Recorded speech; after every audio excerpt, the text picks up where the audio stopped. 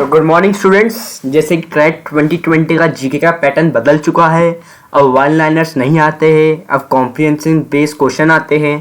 तो अपन डेली के 5 ऐसे उठाएंगे टॉपिक जो इम्पोर्टेंट होंगे, उसका 360 डिग्री एनालिसिस करेंगे।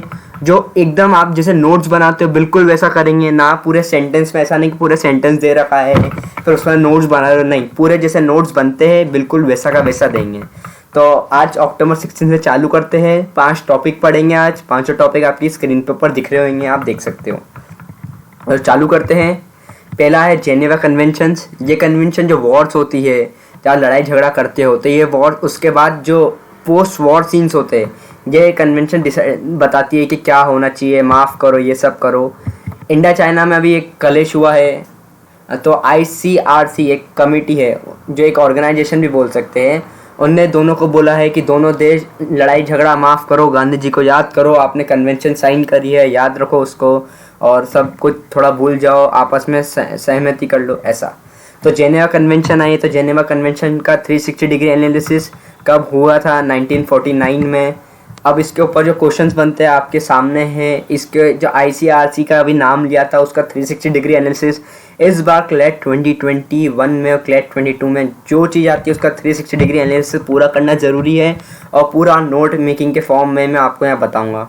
ऐसा नहीं कि पूरा सेंटेंस है, नहीं, पूरा नोट मेकिंग के फॉर्म में, क्योंकि अपन को बहुत कुछ पढ़ना है। 65th एनिवर्सरी 2020 ईयर मार्क करता है नॉन अलाइन मूवमेंट की। तो ये नॉन अलाइन मूवमेंट है। तो नॉन अलाइन मूवमेंट पे क्वेश्चंस क्या बनते हैं वो आपको 360 डिग्री एनालिसिस पूरा यहाँ दे रखा है कि कौन सी कॉन्फ्रेंस से हुआ था, कब कॉन्सेप्ट ओरिजिनेट हुआ था, कहाँ पे हुई थी, कब फाउंडेड हुआ था, क्या हेडक्वार्टर्स इसका, कितनी मेंबरशिप है, कब फर्स्ट कॉन्फ्रेंस हुआ था। और बहुत इम्पॉर्टेंट बात जो है, जो इसकी लीडरशिप हुए थे उसमें जवाहरलाल नेहरू जो इंडिया से, उनका नाम भी था। बहुत इम्पॉर्टेंट क्वेश्चन है जो आ सकता है, 100% चांसेस है कि अगर नाम का अगर कुछ आया क्वेश्चन तो ये क्वेश्चन आ सकता है, क्योंकि इंडिया से है। सेकेंड थिंग, SC का भी एक जजमेंट आया है, crime and violence against women का।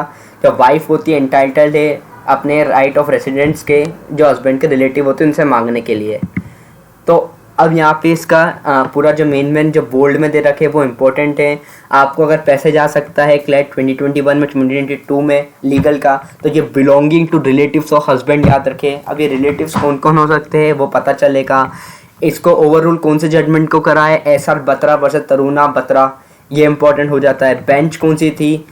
3 जजेस की बेंच थी। कौन सा सेक्शन हुआ? Section 2 of act protection of women and domestic act 2005। तो ये सारी चीज़ें याद होनी चाहिए, क्योंकि क्या तो ये जीके में भी आ सकता है, क्या ये एलेट में भी आ सकता है, क्या ये कॉम्प्रिहेंशन लीगल के में आ सकता है। तो बहुत ज़्यादा इंपॉर्टेंट होता है कि सारी चीज़ याद हो। गोरखा राइट्स इन असम। गोरखा एक कम्युनिटी है, पहले ही बता रहा हूँ। अब क्लॉज 6 जो रहता है वो असम अकॉर्ड का, जो आसामी का सब करता है। तो इनने बोला है कि गोरखा पीपल असम को भी एक्सटेंड करो इसमें। इसकी चेयरमैनशिप किसकी थी? बिप्लब कुमार शर्मा की। क्या प्रपोज हुआ था? 1 जनवरी 1951 कट ऑफ डेट हुई थी। Any Indian citizen residing in Assam to be defined as an Asami.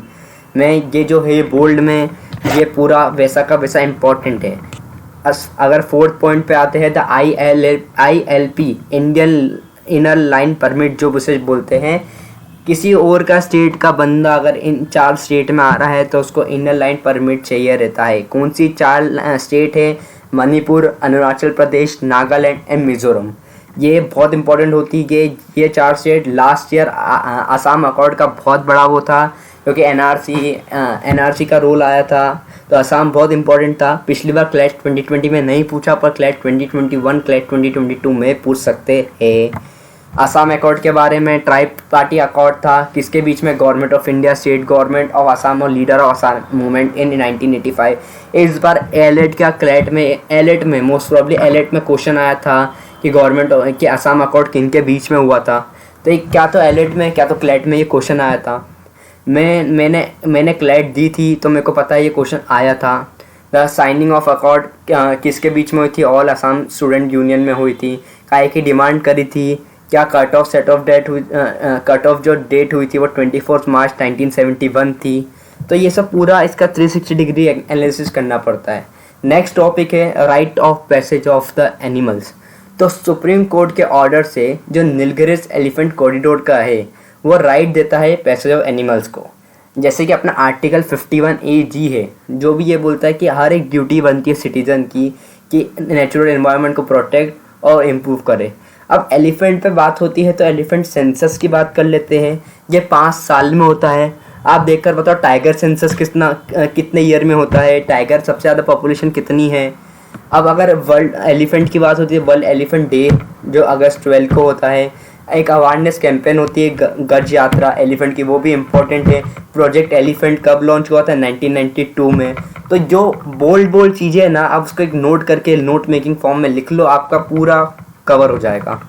Second, अगर लास्ट चीज़ जो है वन लाइनर्स भी देख लेते हैं। मेरे को जो इंपॉर्टेंट वन लाइनर्स लगे थे अक्टूबर 16 के, वो 3 थे। मैंने 2 को क्वेश्चन फॉर्म में कर दिया है, 1 को मैंने नॉर्मल रखा है। तो अपन ऐसे ही रोज़ मिलेंगे, रोज़ हर डेट का करेंगे, रोज़ 360 एनालिसिस करेंगे। आप ये देखेंगे क्लैट 21-22 के मोस्ट ऑफ द क्वेश्चंस अपने इस चैनल से ही आएंगे। तो लाइक करिए, शेयर करिए, सब्सक्राइब करिए और साथ में जुड़े रहिए। दोनों मिलके क्लैट 2021 और 2022 फोड़ेंगे।